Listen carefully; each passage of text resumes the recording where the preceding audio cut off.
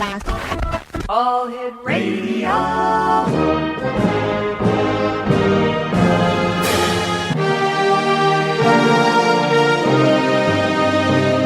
Welcome to the X Zone, a place where fact is fiction and fiction is reality. Now, here's your host, Rob McConnell.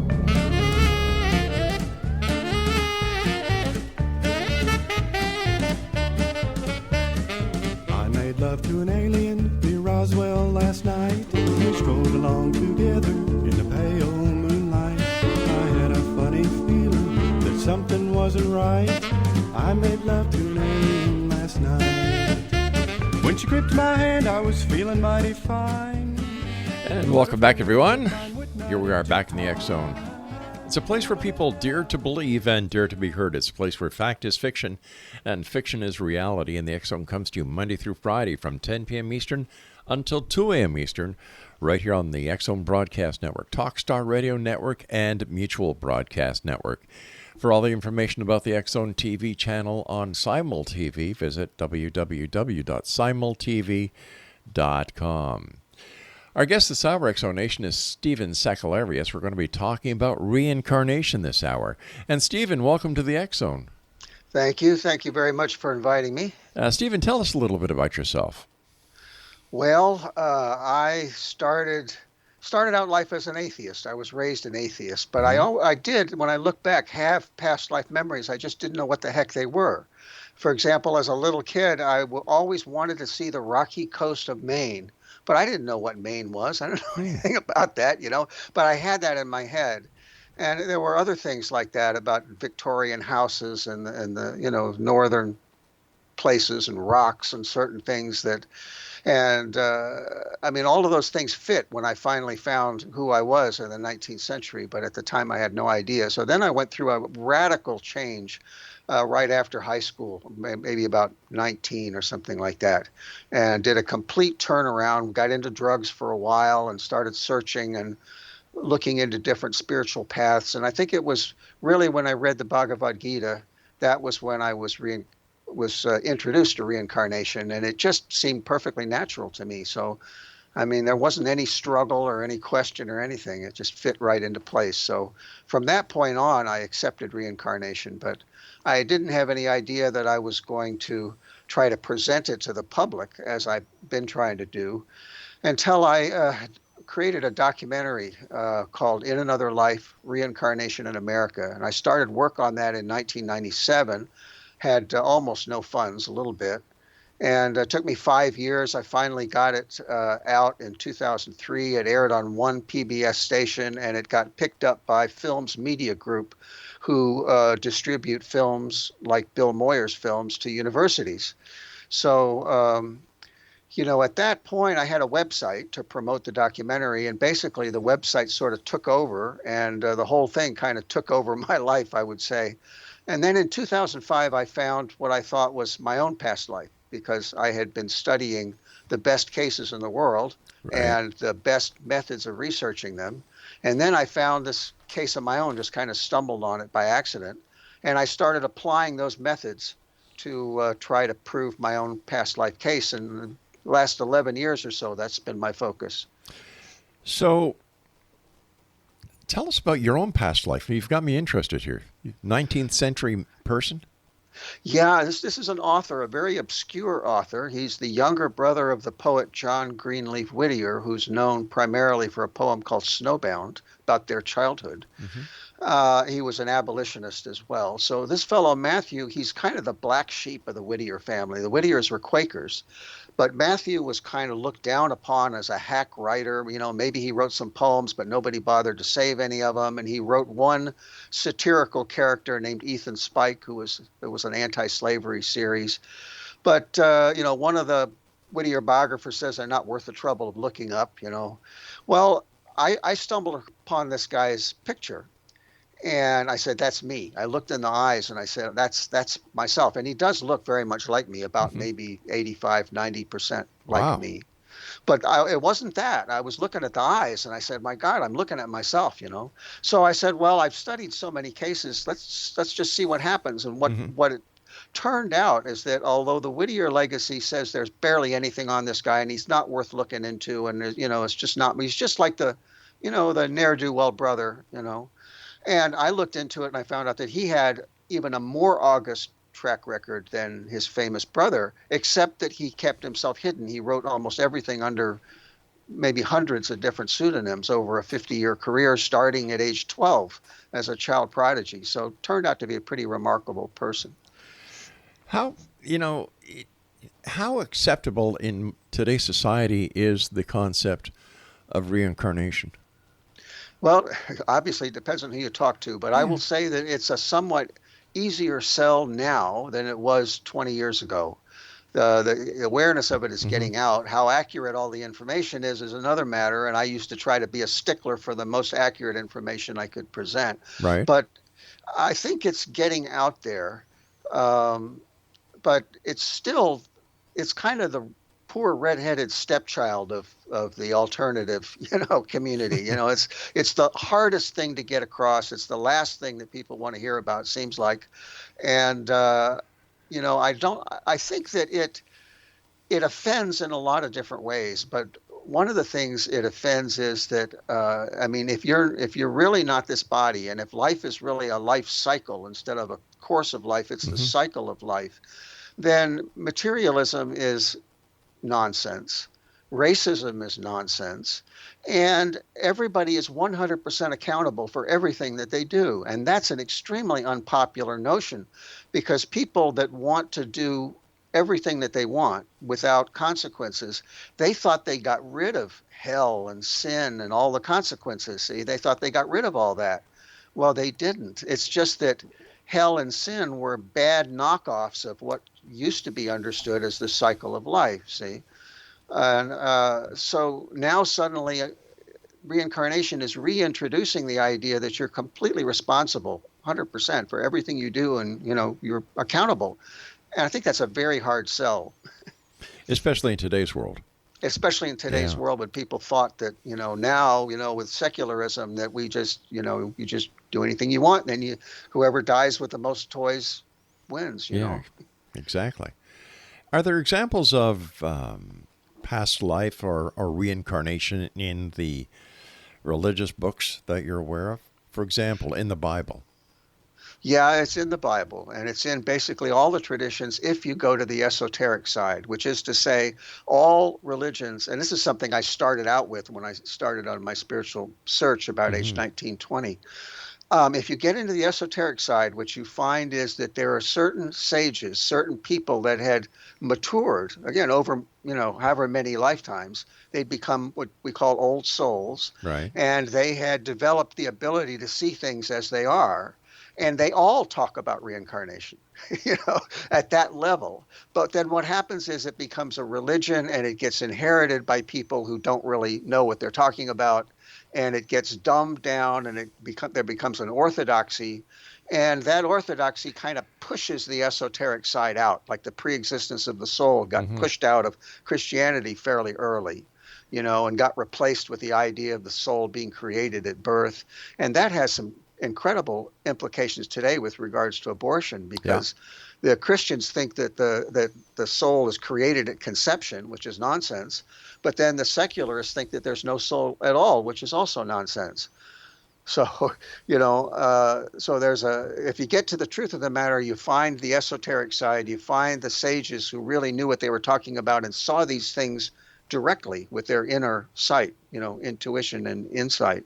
Then it's all the same. They're all talking about it. Is the educational field picking up on reincarnation and introducing it to people through classes that they have? Well, my documentary is for sale to universities, but I just got a whopping $8.81 check for like 6 months, royalties the other day. Wow. So it's not used very much. Of course, it is on YouTube for free, but I think that there's a few maverick professors out there, if you're talking about the university level, who are teaching it. I don't think anybody probably in the lower grades, because they'd get fired. But it's not very popular, and I've been reaching out to a great number of people in academia with regard to my own past life match, and certain literary works that I believe that he was responsible for. And boy, it's a tough nut to crack. Hardly anybody responds. If they respond, they're patronizing or else they're sarcastic. They'll read the papers because I've written a bunch of papers. Right. And I've got them on something called Academia EDU, which is a very interesting radical development because academia has been, the ivory towers, it's been walled off from everybody else. Well, in academia, if you pay your dime, you're in there and you can submit papers and you can post papers like everybody else, even though you're not affiliated with academia. That means that these professors can see my papers and I can respond to theirs, and there's communication going on, see? So it's very interesting, but boy, they'll read my papers, they'll look at them. Yeah. One of them that I did recently, a short one, I think it's over 2,000 people, and at least half of those are in academia, as professors. Mm-hmm. They looked at it, they read it, but boy, they don't want to talk. Silence is golden, right? Yeah, it's safe. I think it's very dangerous for them. All right, stand by. We've got to take our first break. Thanks so much for joining us tonight. Very interesting topic. And Exonation, our guest this hour is Stephen Sakellarios, and his website is ial.goldthread.com. And we'll both be back on the other side of this commercial break as we continue here in the X Zone from our broadcast center and studios in Crystal Beach, Ontario, Canada. This hour, Reincarnation. When she gripped my hand, I was feeling mighty fine, but her fingers with mine would not intertwine. When I bent down and gazed into her eyes, they were big as donuts and blacker than the sky.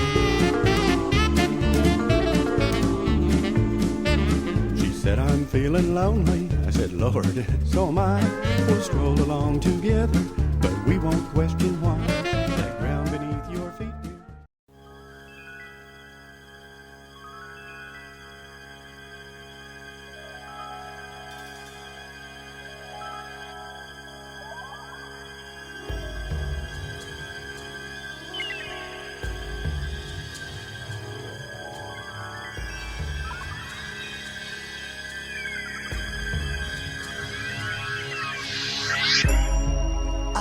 Just close my eyes again.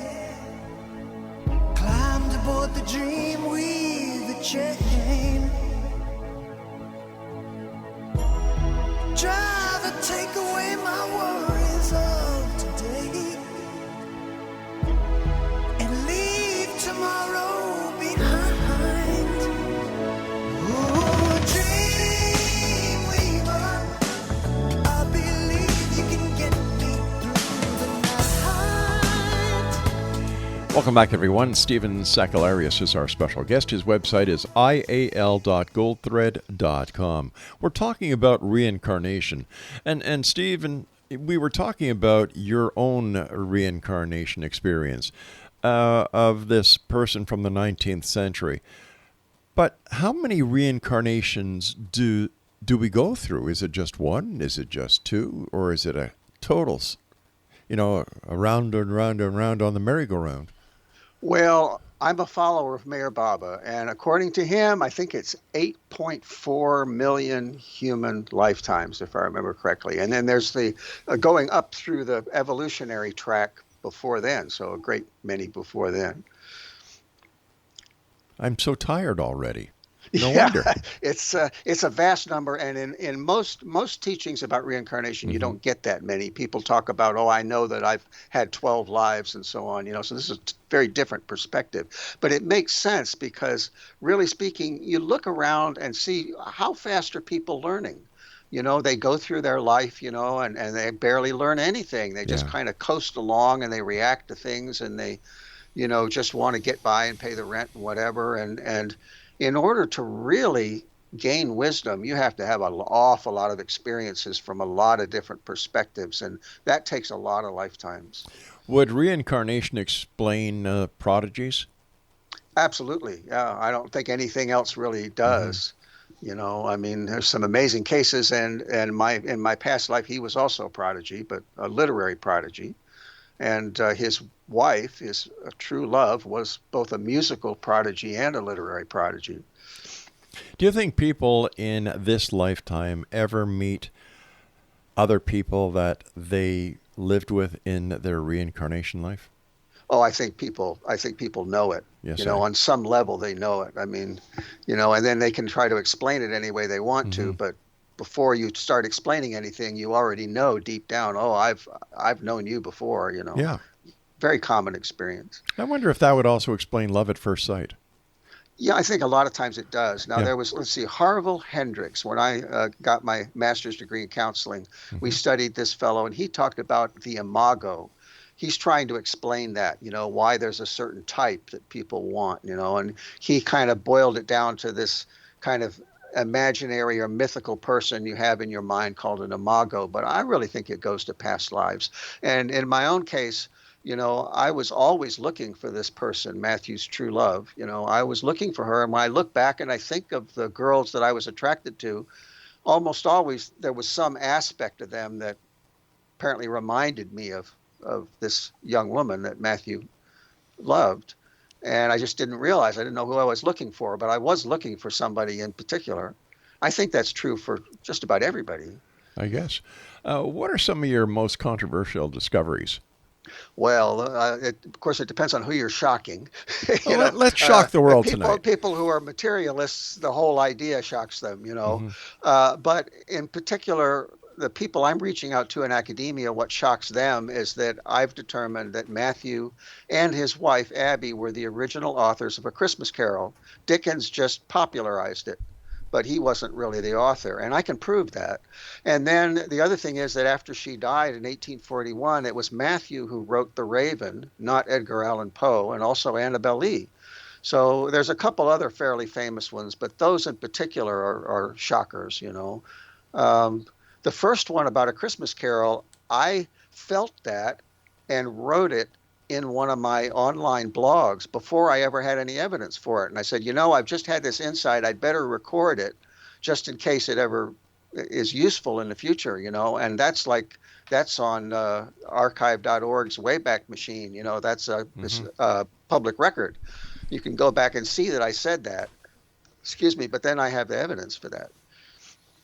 What is all right, let me ask it this way. How do you deal with skepticism? Because I would imagine that you get quite a bit of it. You know, I don't get a lot. That's I do good. get some. Like, for example, I'll post underneath YouTube videos about A Christmas Carol or The Raven, and every once in a while I'll get a very, you know, sarcastic comment. But mostly it's silence. Really? And what I understand is that it's a progressive thing that goes from being ignored, then there's ridicule, and eventually there's acceptance, you know, way down the road. Well, I'm mostly at the being ignored stage, and occasionally I pooch into the ridicule stage. How do you go about proving your case to non-believers? Well, the reincarnation case I proved in the same way that people were proving the other cases I studied, and I kind of combined the methods. But the idea is you want to have past life memories that you can record, you know, as to date and time and whatever. And they should be very specific. They should be idiosyncratic, meaning that they have to be something unusual, right? Right. And there have to be as many of them as possible. And then they have to be something that you couldn't possibly have known by any normal means, which is getting tougher and tougher with the internet. But it has to be something so specific and so unusual that you couldn't possibly have known. And then you have to go find it and confirm it in what I call the deep historical record. And you know, there's a lot of lifetimes that's not easy to do. Like if it's somebody famous, well, all of those things are already public knowledge. Whereas if it's somebody from back in the Roman days, well, it's so old you can't find any of the information. But I kind of hit the perfect storm with Matthew Franklin Whittier because he's recent enough that his information can be found. It's been covered over, and you can't find any of it normally, but he wrote a vast number of works. I've got over 2,300 of his published works now over 11 years. I found this stuff and determined it was his, and I couldn't possibly have seen any of this stuff. And on top of that, when he wrote what I call coded autobiography. He wrote his own life, but he covered it up, you know, kind of changed up things so you couldn't tell who it was. But once you learn how to decode his writing, you've got basically his whole autobiography there, right? So if any of the memories that I had and dated match up with the deep historical record, I'm gold. See, then you've proven it.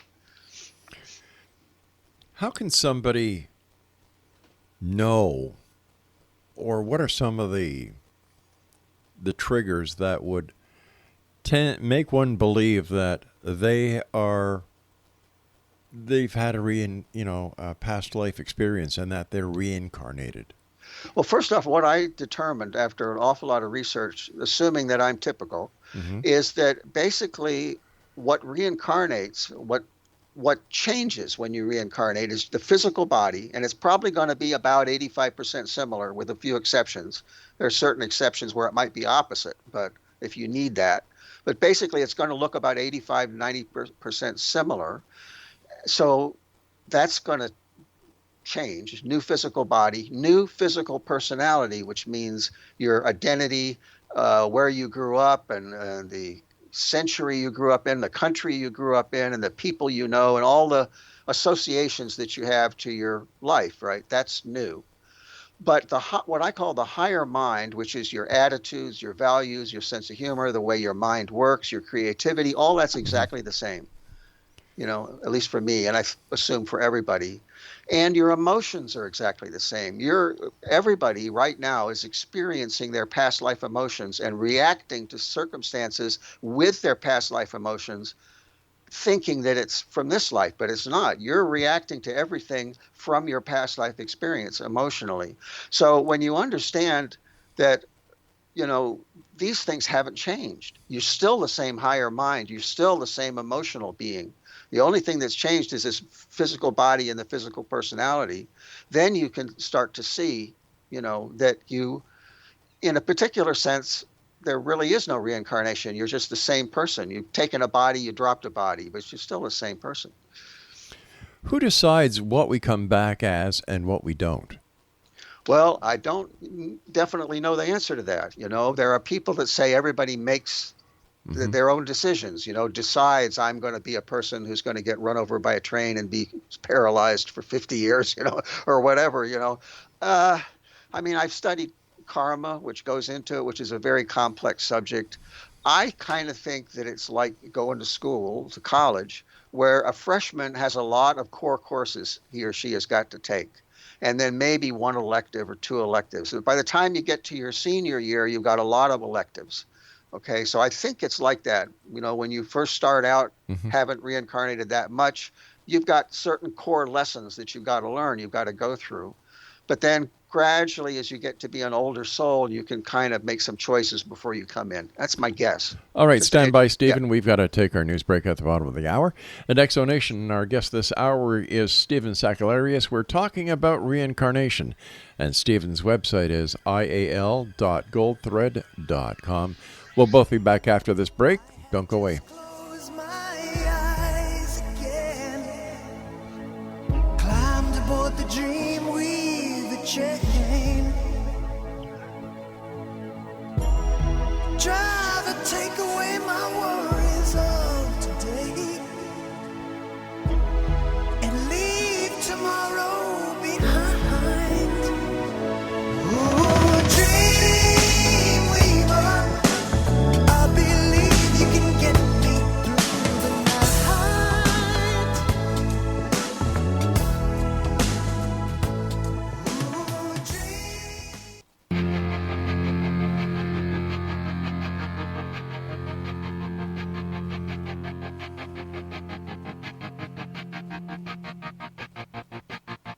I walk a lonely road, the only one that I have ever known. Don't know where it goes, but it's home to me, and I walk alone.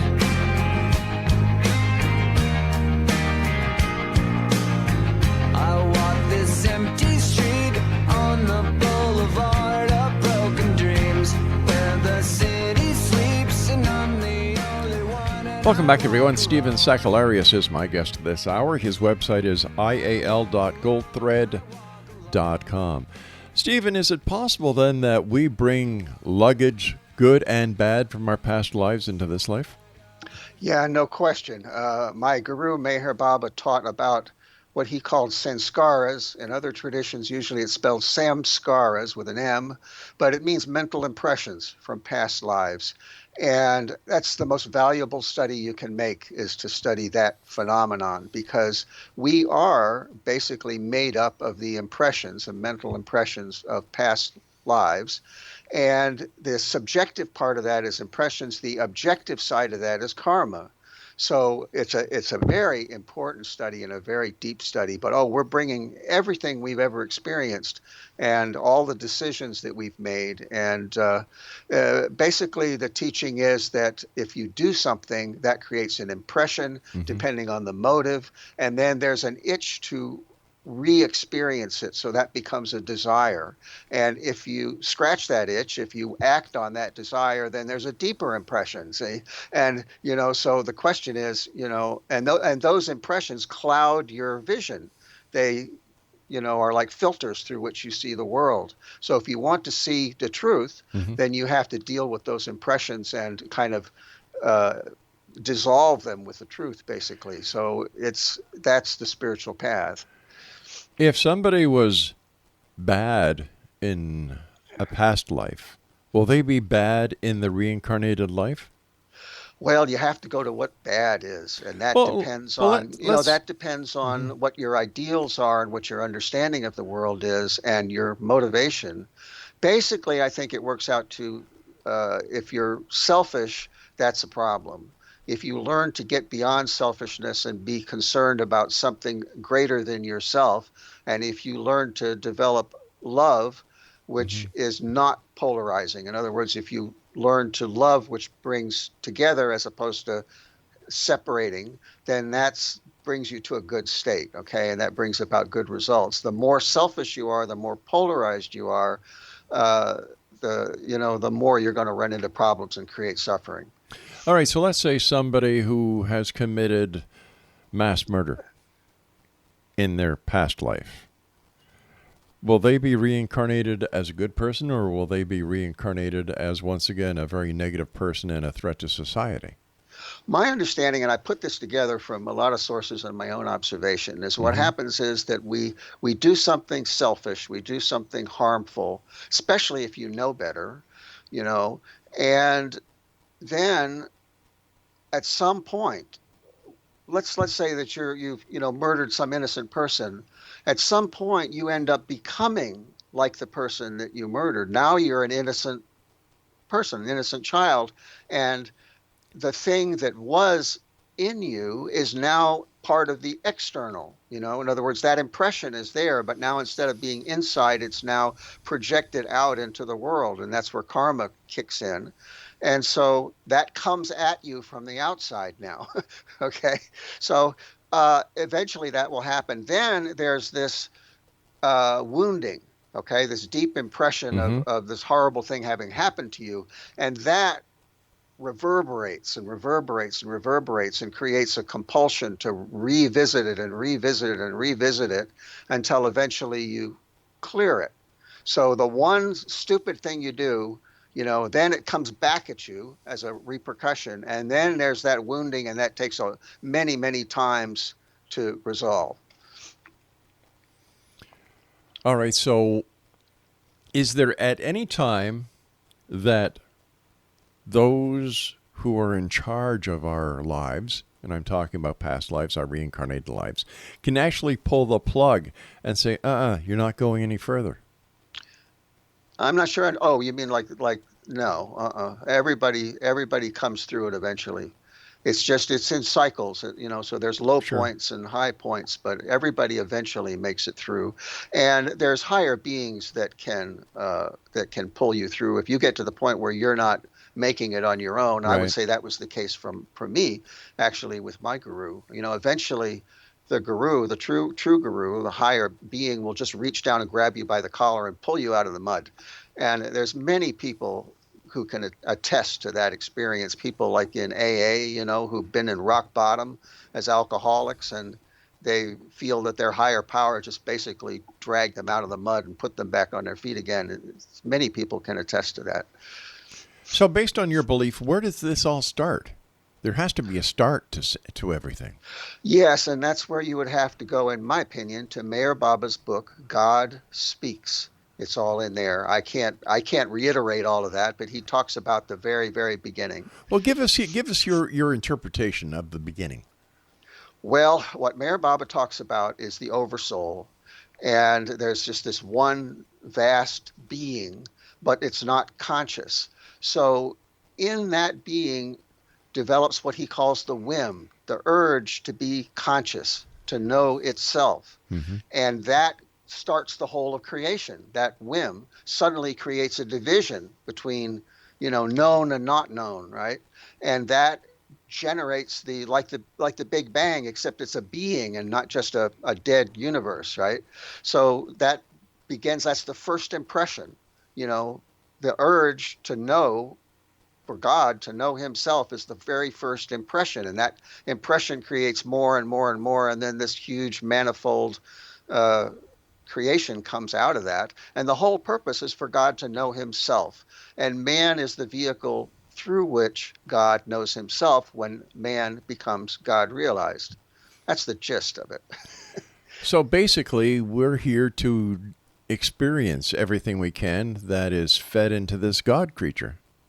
We are here to realize ourselves as God, Okay. our true self. We are God, but we're asleep to it. So the trick is to find that being who is consciously aware of it, and that one can help us also realize it. But why would it take 8 so many million reincarnations in order to learn this? Well, look at the people that are stubborn about some things right now. Mm-hmm. It's stubbornness. People are very stubborn, and they like their status quo, and they like their own ideas, and they like their ideals. And basically, people don't move unless they go through some terrible suffering. So, it's said that God could be realized in the one life if you had the motivation. But to get that motivation apparently takes millions of lifetimes. But are we talking about the God of the Christians, the Catholics, the Hebrews, the Jehovah's Witnesses, are we talking about the God of the Muslims, or are we talking about a totally different God, or are they all the same one? We're talking about what the founder experienced. Not Buddhism, but the founder of Buddhism. What did he experience? Not Christianity. There was no Christianity in Jesus's day. We're talking about what Jesus experienced, and so on with the others. We're talking about it. This is where I started. We're talking about the founder and what his realization was. And I'm saying that Buddha's experienced exactly the same unnameable thing that Jesus did. See, but they expressed it differently to the cultures that they taught in. And then comes the religion that becomes an orthodoxy and kind of casts it in a certain way. But I don't pay much attention to that. Never have. How do we know Buddha was right? Well, we don't. What he would say is follow the method, and find out for yourself. You can get a sense of the august nature of these beings. You can kind of get the perfume of them, but basically you don't know. You're taking a huge gamble, It says, I think he's right and I'm going to find out, so then you do the work, you do the method, and you find out. Yeah. At what age, in your opinion, should one start to investigate their own possibility of being reincarnated? Well, there is no age. There's millions of lifetimes, okay? So by the time you've had millions of lifetimes, here's one way to look at it. I look at somebody like Eric Johnson. He's my favorite musician. He's a guitarist and rock and acoustical. And I think he was a child prodigy. Somebody like that, but when he incarnates and he's a kid, he's already had who knows how many lifetimes under his belt of perfecting music. So he's just going to jump right on in, and the same is true for spirituality. I met a yogi named Baba Hari Das, who was the fellow that taught Ram Dass in Neem Karoli Baba's ashram. I met him at a retreat, and he said that when he was a boy of like 7, he asked his parents, how can I get out of this box of earth and sky? and they didn't know the answer, so he left as a wandering monk, as a sadhu. They didn't know the answer, how to get out of this box of earth and sky. Well, that's 7, but that's because who knows how many lifetimes he'd had before. So, I mean, if you have that, then it doesn't matter. I would never force or encourage or, try to create, a spiritual seeker out of a kid if he didn't have the inclination. Right. All right, stand by. We've got to take our final break for this hour. And Exonation, if you'd like to find out more about our guest this hour, Stephen Sakellarios, visit his website at ial.goldthread.com. We'll both be back on the other side, wrapping up this hour. Don't go away.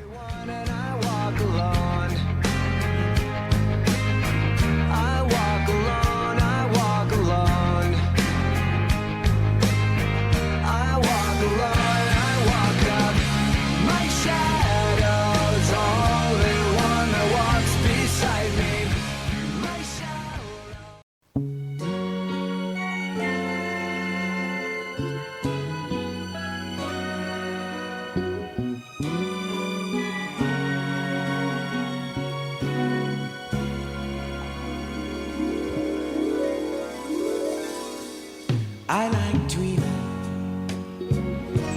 'cause dreaming can make you mine. I like dreaming, closing my eyes and feeling fine. When the lights go down, I'm holding you so tight.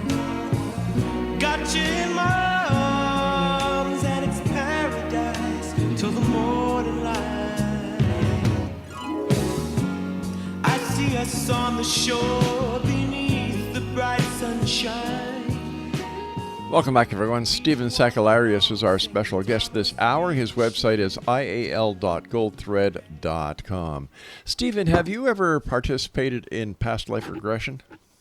I did for personal reasons, but then also for my studying Matthew Franklin Whittier. I wanted to see if I could get some past life memories of his that I could then go ahead and try to prove.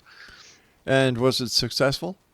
It was successful. I didn't go under as deeply as I would like to have. I'm not, some people are really good subjects and some are not. And I don't know, maybe I think too much or, I don't respond to visual suggestions, imagine yourself walking through a door and this or that. Right. I just, my mind is like, I'm not looking at a door, I can't do it. So, but still I would get into a light trance, and in that light trance, every once in a while, a memory would kind of bubble up, like you suddenly start to remember something from your childhood or something like that. And some of those checked out. Did you only go one life back? I only wanted to. I actually went a couple lives back, and I eventually found a little bit of evidence for that. Not much, but I went to the one before and then the most recent one. And I think there might be a couple in between. I'm not sure, but, I really was just focusing on the one that I felt I could prove. Why does all the work when it comes to reincarnation come from the East? Why is the concept so prevalent in Buddhism? Well, they've had the teachers, I guess. I don't know. The West is really more materialistic and apparently has been for a very long time. In the East, it's kind of understood. And when anything is understood, those people are a lot more teachable, than people that, don't want to hear it, don't know and don't want to hear it. So I don't really know the answer to that question, to be perfectly honest. I don't know why the Western world and Western civilization has been more materialistic and more polarized, because, to us here in the West, if there is a God, he's out there. Yeah. Whereas in the East, they understand that this is your true self. See, and that's perfectly natural for them. So why that is, I don't really know. How can you see the understanding of reincarnation progressing in the West? What will it take? Well, that's a good question. I think it will take people, first of all, the thing that I brought up before, that it brings in absolute accountability. People have to be prepared to be accountable, and that's a hard pill to swallow. So I don't know how that's going to happen, but it's going to come with time. And they have to start taking it seriously. There's people that grudgingly admit, oh, there might be reincarnation, but it can never be proven. So to counter that, I wrote a book called Reincarnation Can, emphasizing can be proven, right? Because when they start taking it seriously as something that has been proven many times over and can be proven, then they'll start to take it seriously. At that point, they'll see the evidence is overwhelming. It's been there for a long time now, and it's overwhelming, but you have to take it seriously. Fascinating. We're looking at the different religions and the different mythologies. Where do you think examples outside of Buddhism would lie for those who may not accept the concept of reincarnation because it comes from the Buddhist side? Well, it doesn't just come from Buddhism. Of course, it's in Hinduism as well. And again, it's on the esoteric side of a great many religions. For example, Rumi, the Persian mystic and poet, he wrote about reincarnation from the lower animal forms all the way up to man and then beyond man, and as an angel type form.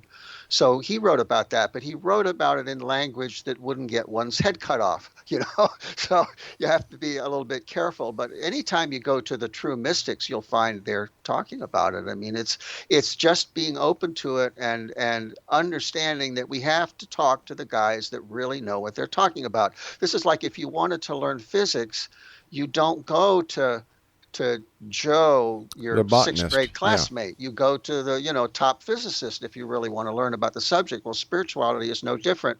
You've got to determine who knows what they're talking about.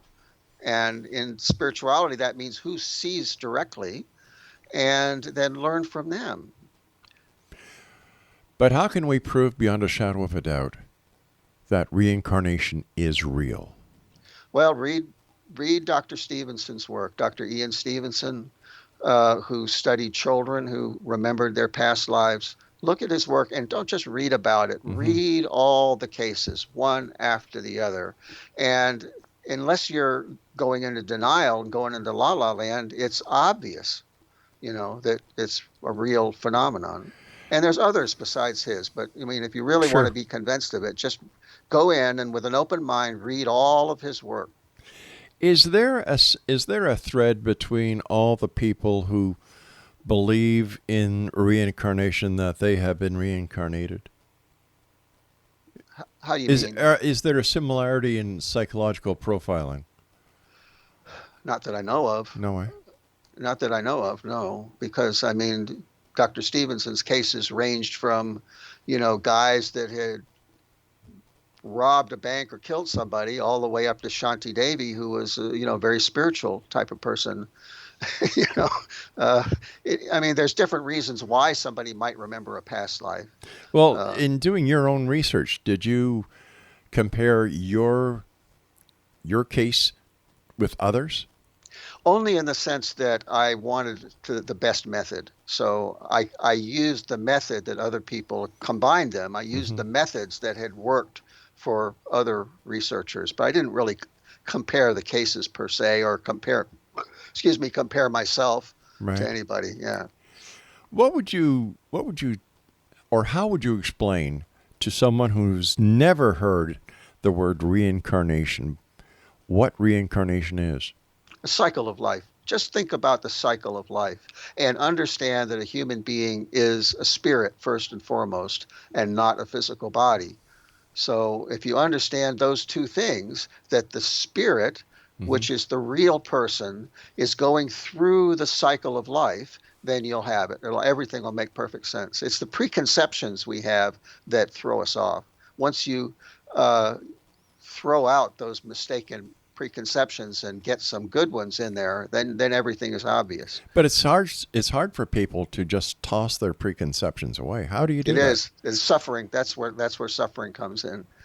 Suffering drives people to the truth. Otherwise, they'll never bother with it. But suffering can, in other cases, can drive people away from the truth. Temporarily, but not in the end. No. Why are you so sure? because of the way reality is constructed. It's very difficult to describe, but I mean, reality is truth, and experience happens within reality.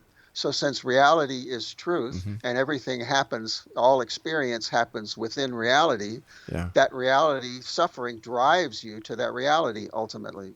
It can't do anything else. It has to. What happens in the case of a stillborn child?